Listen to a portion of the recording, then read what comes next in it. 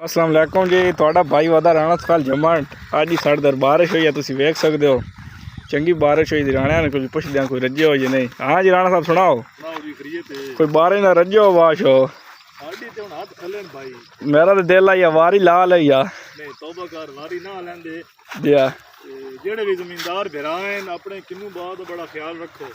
दिया बारिश बड़ी हुई है क्योंकि पानी जेड़ा बाग खलोना ना बिल्कुल वो बड़ा जुल्म है, क्योंकि यकदम धुप निकले पानी गरमैश मरे सी ते साढ़े जेड़ा पौधा इन्हें खराब हो गया सी। दिया बाकी जेड़े भाई हैं अपने सारे रकबे नजर मारन कोई ऐसा जुगाड़ लावा जेड़ा पानी कुछ निकल वंजे भी जमीन अठ रही।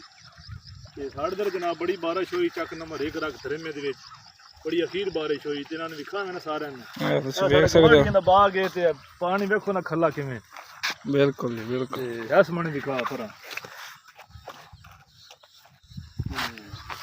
ठाकुर विखा ना